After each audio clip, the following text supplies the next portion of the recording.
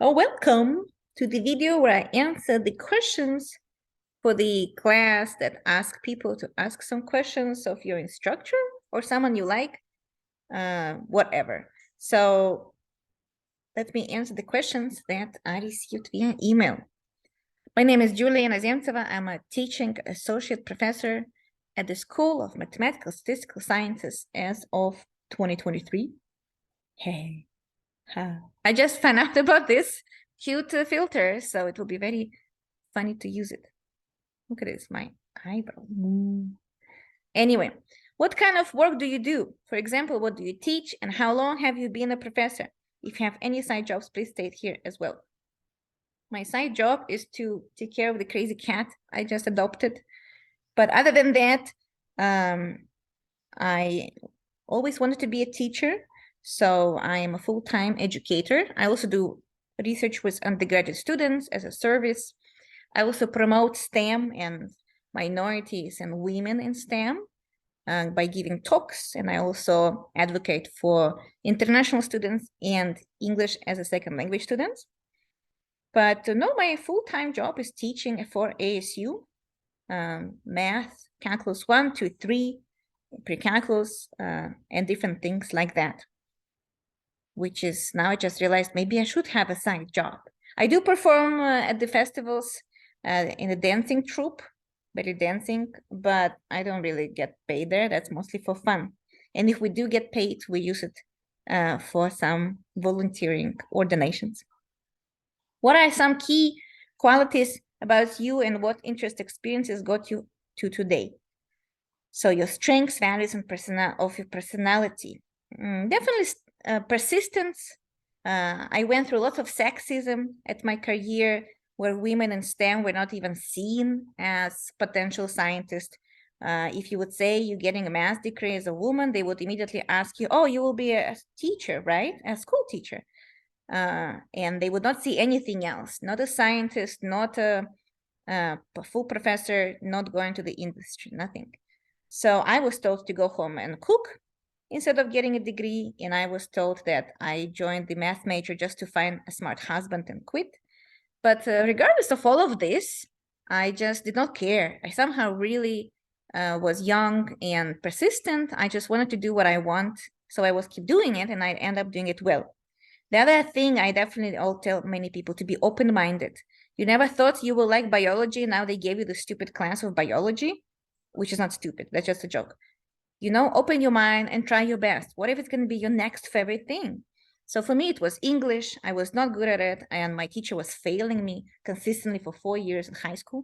And then I ended up to be very good in English. And I went abroad as a student. And then I went to PhD school in math with my English skills. And I gave talks at the conferences. So who knew? You will never know. Try everything. And then maybe you will find something new to yourself. I was also very open-minded to go to other countries and to talk to anyone. All people were very interesting for me, so that was pretty cool. Cat, what is your problem? You're fine. I fed you. Please stop messing up with my video. Thank you. Tommy, come here. What is your educational background? What college did you go? So I had a bachelor's degree in University Odessa National University, named after Mechnikov in Ukraine. One of the best, whatever, top 10, I guess, in Ukraine. I don't know. I don't remember anymore. Then I did master's degree there. Then I was already got accepted to PhD program there, but I applied abroad and I got offers in United States. So I went to Georgia Southern University in Georgia, in United States, and they did not have PhD program. So I got master's degree there in applied math. Originally, I did pure math with differential equations. Then I did applied math there because I liked working in genetics, and epidemiology was very interesting. So I did some research in genetics and mutations. It was pretty cool. Then I applied for math biology because now I know that I like math and biology. The cat got crazy. Oh my goodness, he's just chasing something. So very destructive today. So I got there into PhD. I got several PhD offers, chose University of Utah for a huge mathematical biology program and very amazing people there. So I was doing mathematical biology there, my PhD program, And then I realized it will be 6 years. I kind of got tired. So after I passed exams and took the classes, I quit it.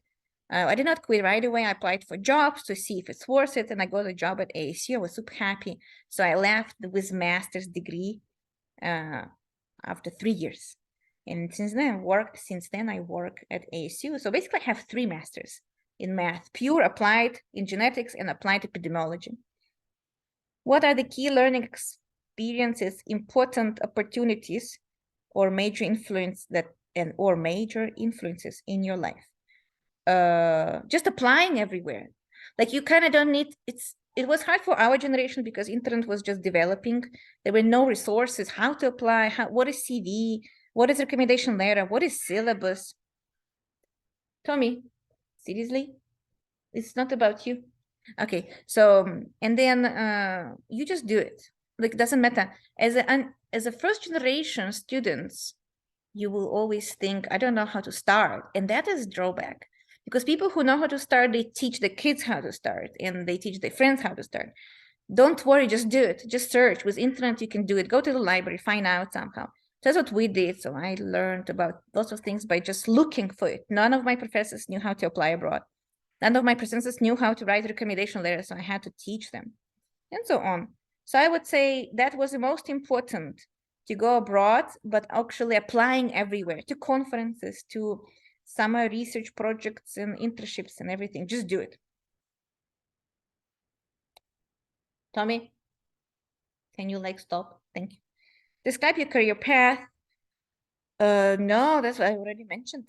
Basically at graduate school 3 times, and I applied for jobs and I got a job and I'm working full time.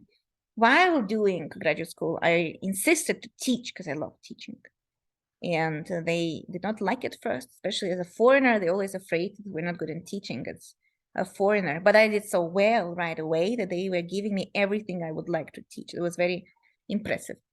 In Ukraine, I actually had diploma that taught me how to teach because we have educational part in our degree as a compartment. So I taught in high school, actually it's middle school, right? 8th grade for one semester. It's called practice of teaching. So I got diploma for that I eligible to teach in schools. And then I taught a differential equation class in Ukraine as well. So that gives me a diploma to teach college level classes.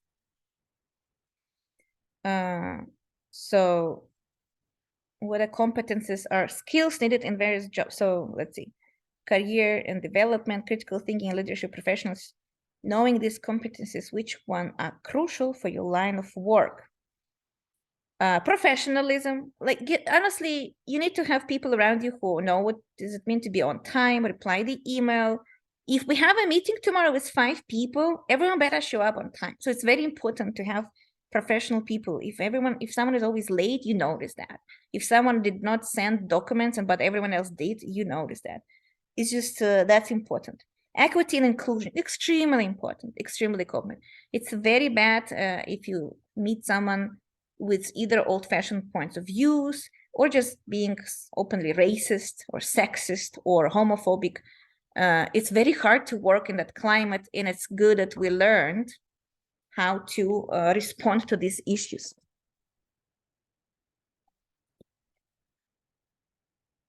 Now, I mean, communication skills is important. So I learned how to communicate via English. That was a very different challenge because not only first I had to learn English as math, then I had to learn English as graduate student, as researcher. Then I had to, so it's the same language, but it's so many different areas of that language. So I had to learn specifically, for example, math and microbiology. English of microbiology is so complicated. I took microbiology classes for math biology PhD work. Encoding math is good, and I know it, but what about English there?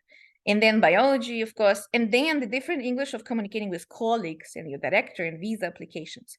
Because I went through all the visa status. I was an F1 as a student, then I applied as international worker, permission to work OPT. Then I applied for working visa H1B, and then ASU sponsored me green card because I was an amazing educator. So my green card actually says an extraordinary person with extraordinary abilities in their field, in the highest degrees. That's basically pretty hard to get green card in education, because you need to prove governments that you're an amazing teacher, and that's what we did in my case, and I was very proud about that. So that's important. Teamwork is extremely important. Education is so fun. You cannot just push your own way of teaching people. Not only generations of students are changing, the way they learn changes, the information changes, the technology changes. You need to be open-minded to listen to other people, and you need to explain to other people what you do. So teamwork is extremely important. It's actually easier to work if people work together. Wow, what a surprise. And technology, of course, new technology showed up. I learned how to use projector and tablet, and writing down, recording the videos, making YouTube channel, like and subscribe. Hey. What do you think about the work you do? What do you like? Will be doing in the future? I would say when I was looking for job, I followed my dad's advice, who loved his work. He was a builder, he built houses. So he told me that it's amazing to go to work and you're loving every day when you go to work. So I found that education is exactly what I want to do for the rest of my life. It's crazy. I totally imagine doing that until I retire and I don't feel scared. And that's a pretty cool feeling. To be honest, 85% of days I go to work, I'm happy. Other 15 is either I did not sleep enough, or I got sick, or I'm behind some deadlines. So other than that, I love what I do. And every class I finish, I feel such a feeling of satisfaction. I go home and like, yeah, today class was good. And if it was not good, and I'm thinking why it was not good and how to improve. So I like it. It's always so different. People are different. Classes are different. It's amazing. It's amazing. So I would say when you find what you love, this is when you should pursue that job. So I always knew I wanted to be an educator, but I knew I did not want to teach in schools. I wanted to teach in universities. Then I learned English, and I asked myself, what if I will be teaching in another country? Then I realized that math is everywhere, so maybe I should learn math so well that I will be teaching that. Then I became a researcher, and I was questioning myself, maybe I want to go to industry, because I had connections to work with CDC as a mathematical modeler. But then I still realized that I'm happy when I teach, and that's helped me a lot. That's all. Thank you for your questions, and like and subscribe my channel.